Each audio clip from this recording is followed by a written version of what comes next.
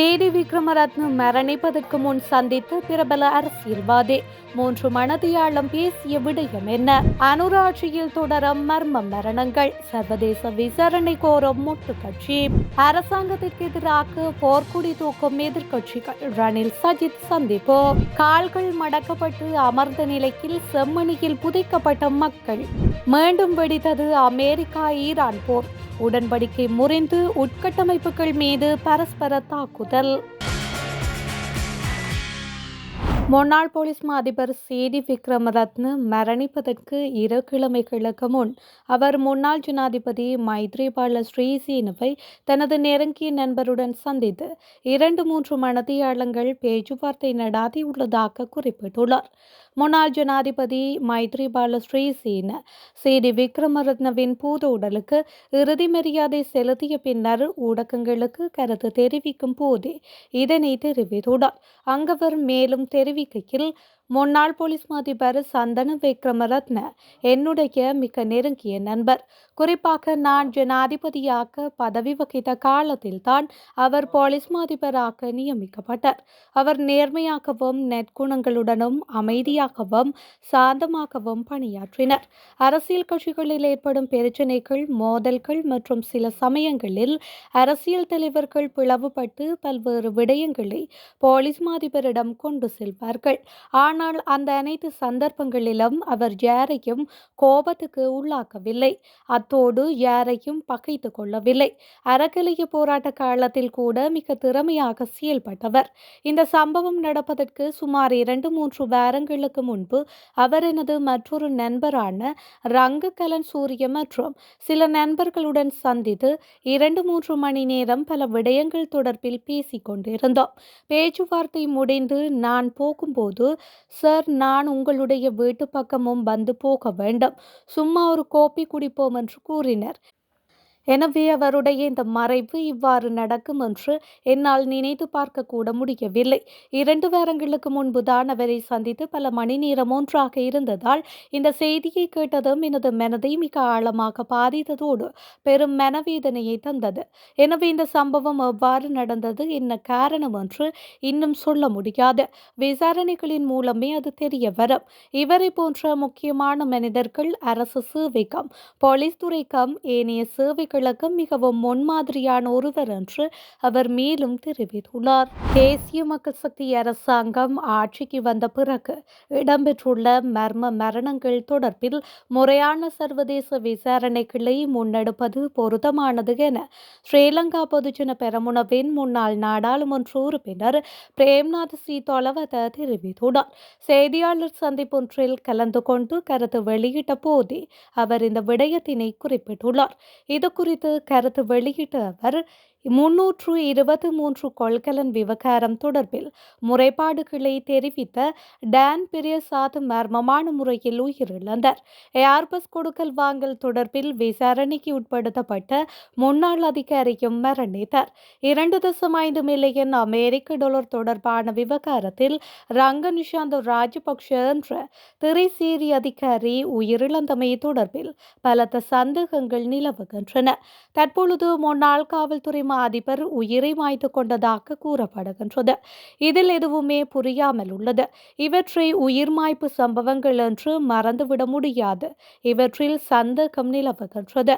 இத்தகைய சம்பவங்கள் தொடர்பில் உண்மையை வெளிக்கொணர உள்நாட்டு விசாரணைகளை முன்னெடுக்க அரசாங்கத்திற்கு திறனோ அல்லது வலிமையோ இல்லை எனில் FBI போன்ற சர்வதேச விசாரணை அமைப்புகளின் உதவியை பெற்று விசாரணைகளை நடாத்த வேண்டும் என்று அவர் மேலும் குறிப்பிட்டுள்ளார். நீதியரசர்களின் ஓய்வு பெறும் வயதை அதிகரிப்பதற்கு அரசு மேற்கொண்டு வரும் நடவடிக்கைகள் குறித்து விவாதிப்பதற்காக அனைத்து எதிர்க்கட்சிகளின் பிரதிநிதிகளும் பங்கேற்கும் விசேட ஆலோசனை கூட்டம் ஒன்று இடம்பெறவுள்ளது. குறித்த கூட்டம் எதிர்வரும் வியாழக்கிழமை நடைபெறவுள்ளது.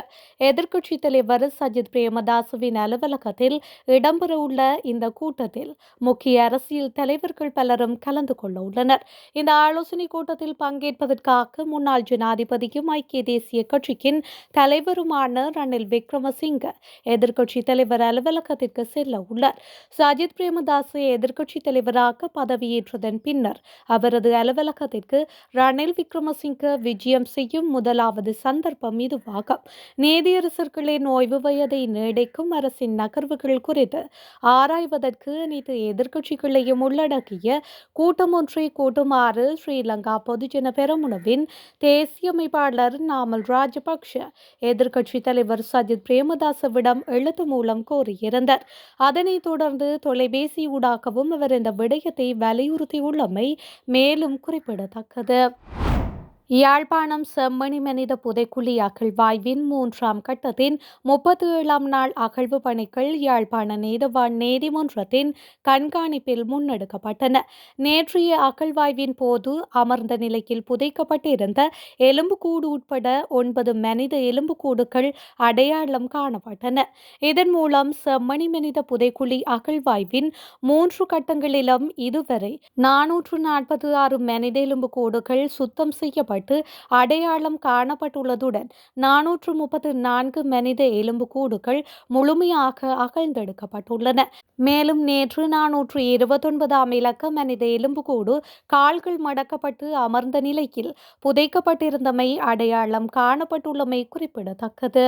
பிரதம நீதியரசர் உட்பட நீதியரசர்களின் பதவிக்காலத்தை நீடிப்பது குறித்து அரசு இதுவரை எவ்வித உத்தியோகபூர்வ தீர்மானத்தையும் எடுக்கவில்லை என்றும் இது தொடர்பாக எதிர்க்கட்சியினரே சமூகத்தில் தவறான நிலைப்பாட்டை ஏற்படுத்தி வருகின்றனர் என்றும் நீதி மற்றும் தேசிய ஒருமைப்பாட்டு அமைச்சர் ஹர்ஷன நாணயக்கார தெரிவித்துள்ளார்.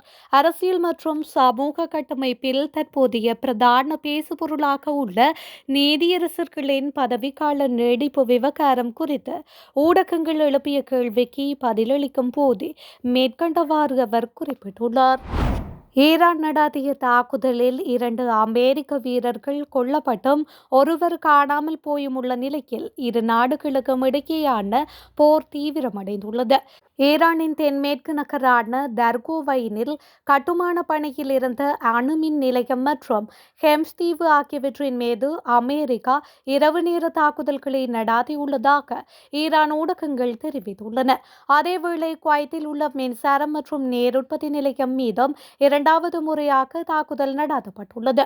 இதற்கிடையில் இன்று ஈரானால் ஏவப்பட்ட 3 ஏவுகணைகளை ஜோர்தான் ராணுவம் சுட்டு வீழ்த்தியதுடன் 4வது ஏவுகணை நடமாட்டமற்ற பகுதியில் விழுந்ததாக ஜோர்தான் அரசு செய்தி நிறுவனம் தெரிவித்துள்ளது.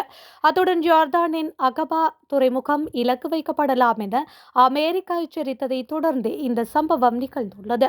இந்த நியாயமற்ற மற்றும் அப்பட்டமான தாக்குதல்களை உடனடியாக நிறுத்துமாறு ஈரானிடம் வலியுறுத்தியுள்ள ஜோர்தான் வெளிவிவகார அமைச்சு நாட்டின் பாதுகாப்பு என்பது மீற முடியாத ஒரு சிவப்பு கோடு என எச்சரித்து அம்மானில் உள்ள ஈரானிய தூதரை நேரில் அழைத்து கண்டனம் வெளியிட்டுள்ளது. கடந்த சில நாட்களாக இரு நாடுகளும் மாறி மாறி முக்கிய உட்கட்டமைப்புகளை இலக்கு வைத்து தாக்குதல்களை தீவிரப்படுத்தியுள்ளதுடன் ஆரம்பகட்ட போர் நிறுத்த உடன்படிக்கை ஏற்பட்டு 1 மாதத்திற்குள்ளேயே அது முறிவடைந்துள்ளமையும் குறிப்பிடத்தக்கது.